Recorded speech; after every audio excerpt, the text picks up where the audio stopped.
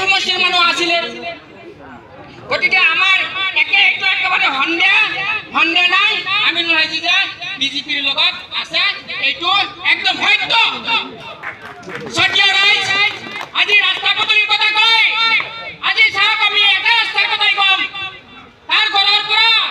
1 kilometre দূৰত আৰু সেই ৰাস্তাটো আমাৰ কিমান দৰকাৰী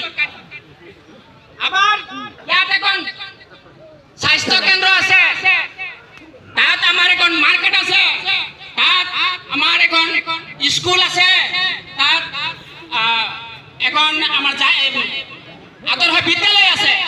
আমাৰ গাঁৱৰ ল'ৰা ছোৱালীবিলাকে সেই ৰাস্তা দি অহা যোৱা কৰাত বিৰাট কষ্ট হয় আমি এদিনাখন আজি কেইবা বছৰ আগত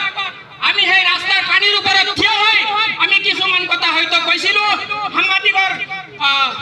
কেমেৰাত মোৰ কথাবিলাক বন্দী হৈছিলে আৰু সেই কথাবিলাক হয়তো প্ৰতিদিন টাইমত দিছিলে কোনোবা যদি মোক দেখিছে সেইজন মানুহ হ'লো মই আজিও আমি প্ৰত্যেকটি বছৰে তাৰ ঘৰত আমি মুৰব্বী শ্ৰেণীৰ মানুহ লৈ গৈছোঁ আমি ছাত্ৰ ছাত্ৰী লৈ গৈছোঁ আমি যুৱক মানুহ লৈ গৈছোঁ তেওঁ খালি প্ৰতিশ্ৰুতি দিছে আজিও 15টা বছৰ পাৰ হৈ গ'ল প্ৰতিশ্ৰুতিৰ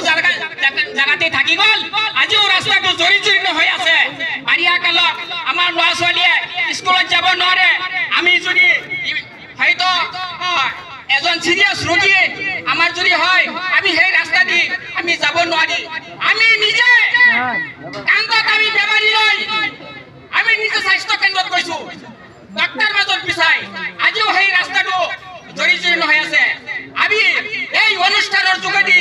আমিও আমাৰ সন্মানীয় বিধায়ক নুৰুল হুদা সাহেবক আমিও অনুৰোধ কৰিম যাতে আপুনি সেই ৰাস্তাটোৰ কথা